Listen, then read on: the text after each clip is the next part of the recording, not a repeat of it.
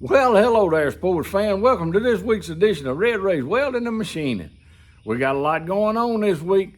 Done had to put a switch on our air conditioner on the truck, which fixed that. So we in the week of fixing things that last time was giving us troubles. So we're gonna put that in there.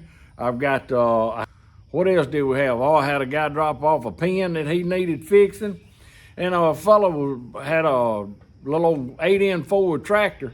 He said he couldn't make it run, didn't know what was wrong with it, and he done fooled with it.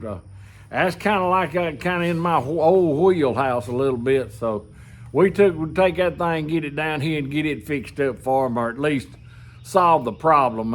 Issues, rest of it up to him, to how much dough rate me he wants to spend on carburetors and stuff like that. But anyway, stay tuned to this week's episode. Remember to hit that like and subscribe. See you in a little bit. Well, good morning there, sports fans. Down here in the shop today. Fella left a little project there at the door. Got this little shaft. Got this little keeper on the end of it. He said that there needs to be 3 inches or 2 inches longer, excuse me. So let's go see if we can't get this here done. What I'm gonna do, put it in the lathe, cut this weld off here and just take this tab off. I can do that a lot easier and cheaper than I can sit there and make a whole new one.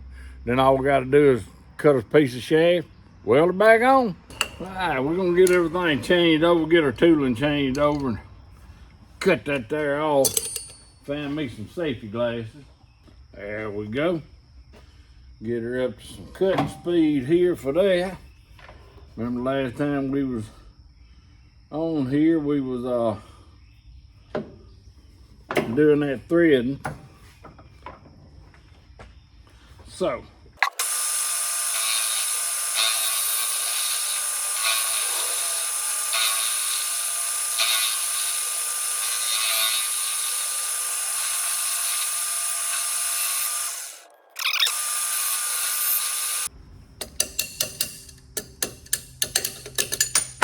I believe it did.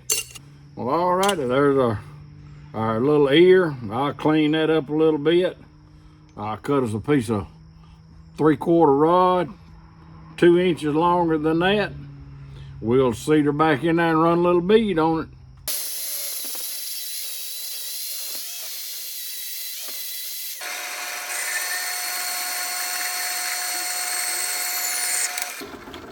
Alrighty, we'll take that over to the lathe and put us a little chamfer on them and have that done.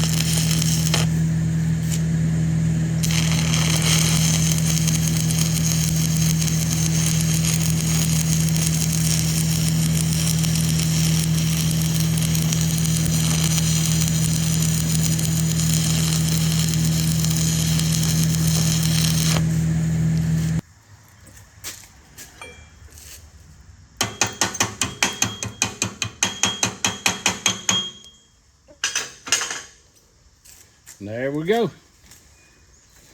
We'll let that cool off and call the man, tell him bring a little do-re meat and he can pick it up.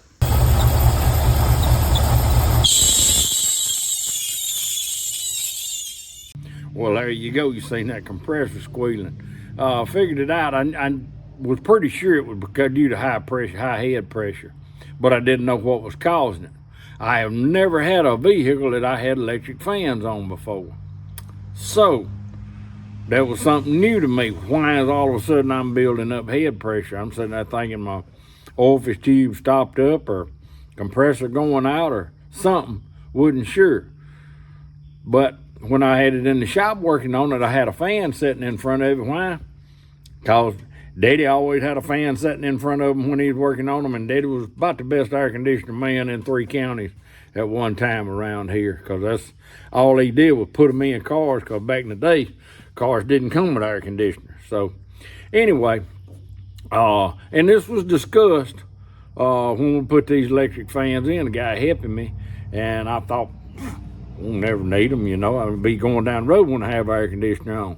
But the other day, there I was, backed out, air conditioner was on, come in, shut the door, cut the lights off, started squealing. And I started wondering, what is that going on? Well, that's what the deal was, because the fans wasn't on. So anyway, went out to the parts house, and I got a relay that I wired into the pressure switch on the air conditioner.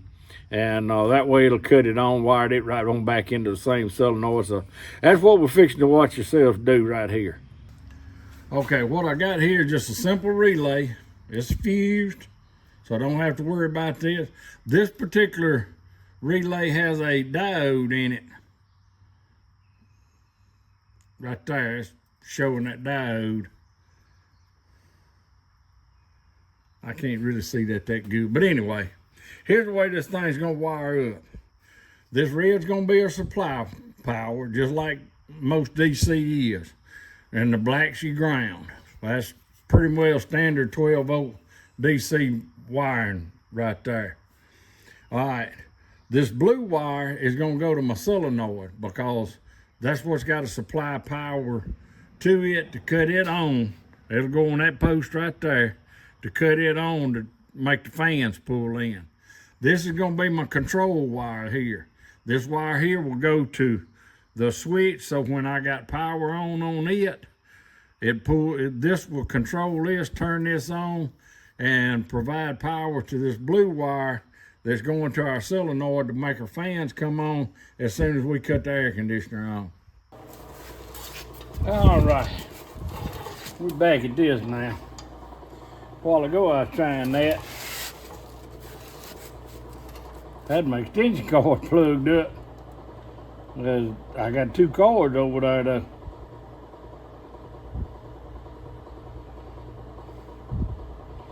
We're gonna hold that up there. All I'm doing is holding pressure on that wire up against my soldering gun. We're gonna let that thing get good and hot, and then I'll put just a touch of solder on the gun, and then it'll run into the wire.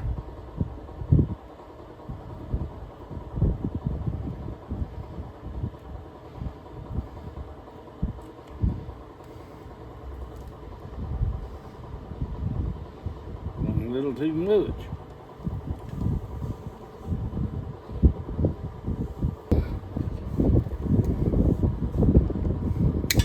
I'm doing a little bit of electrical work. Guys taught me it's a whole lot easier to run that wire a little long and then cut it off after you got it in there than to put that son gun together and she'd be just a little too short.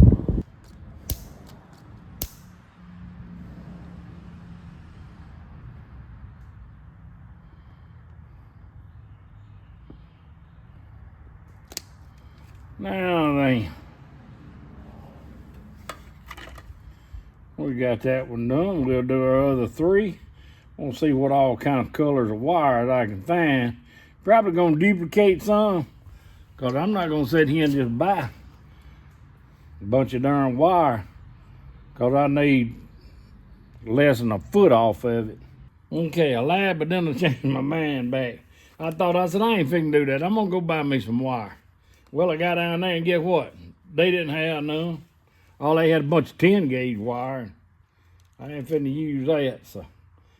Anyway, I got some blue here to match the other blue. We're gonna go about it that way. All right, we got it wired up. See if I can get over in here. Maybe you can see it. All right. Had my hot wire here. Ground here. My signal wire is this one. Is this one going to the solenoid there? My control wire is there. So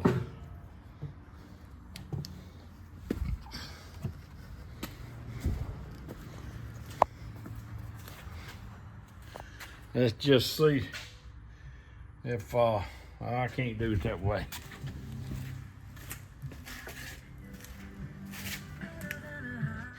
All right, I got it turned on. Power turned on. Let's cut the air conditioner on.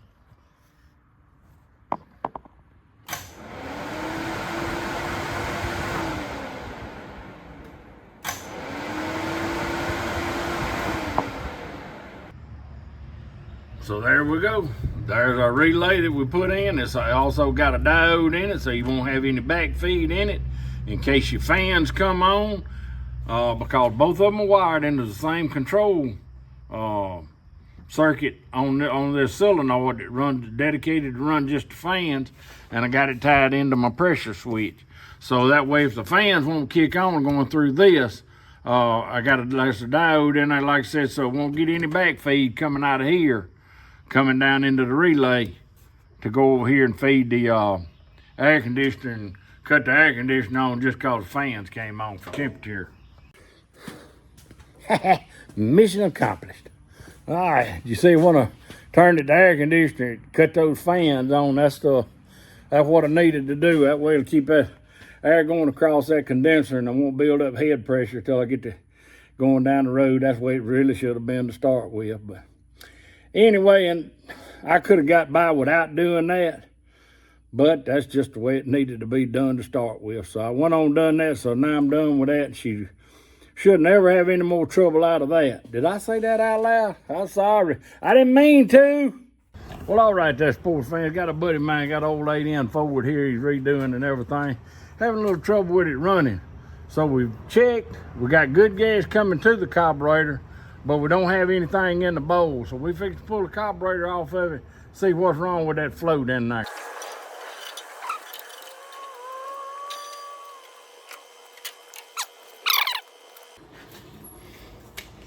All right, sports fans, I don't know if y'all can see it or not, but there's the seat. You get where I can hold it there. There's the needle right there. Put a little light on it, maybe. It may be too much. Anyway.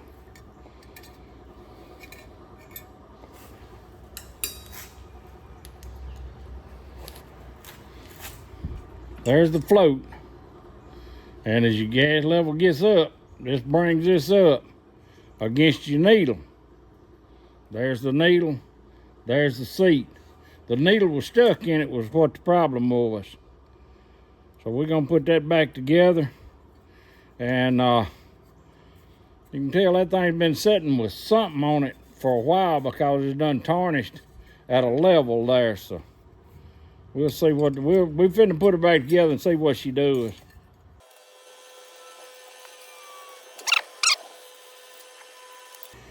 Well, I'm gonna do a little bit more cleaning on this thing, see if I can get that cleaned up and find out why that needle keeps sticking in it. All right, sports fans, a lot of these things you'll see has got these studs and stuff in there if you've never taken a stud out. What we decided to do, because this one was sticking, he done had his other one rebuilt. We're gonna go ahead and pull these studs out and put that old carburetor back on there. So the way you do that is you run a nut down there on it, and then you run your other nut down there on it, and you jam them two together, and if you're taking it out, you unscrew the bottom nut and it'll come out. That way, if them things are stuck, that's the way you get them out. We're gonna go ahead and do the other one, then same thing in reverse when you put them back in. That's the way you put them back in. You just turn on the top nut. Now the thing about using this method to put them back in, you know that stud will be tight. So if you got to take that thing back off, it won't come out on you. A lot of times you get in these tight areas, you don't have enough room between that and the manifold or something for that stud to come all the way out. So you just tighten that thing up and then break your nuts loose and they'll come right off, and you do the next one. All right, we got the carburetor put on. That float there's still sticking a little bit, but we tapped it a little bit. We're gonna see if she's gonna crank up now.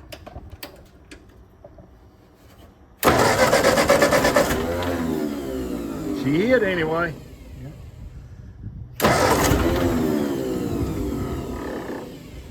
That Bendix ain't holding in too good.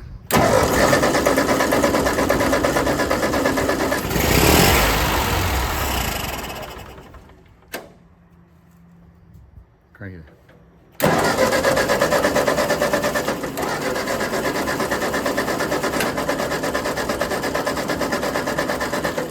Oh. Well, all right, we're gonna have to go a little further.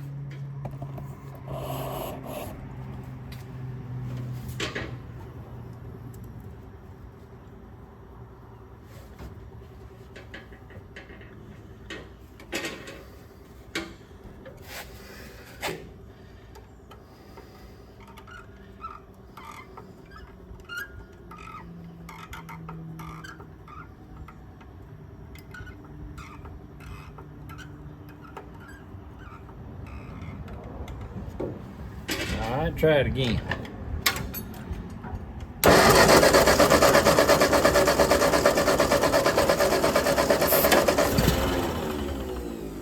Carburetor still bad. Try it again. Crank it up again.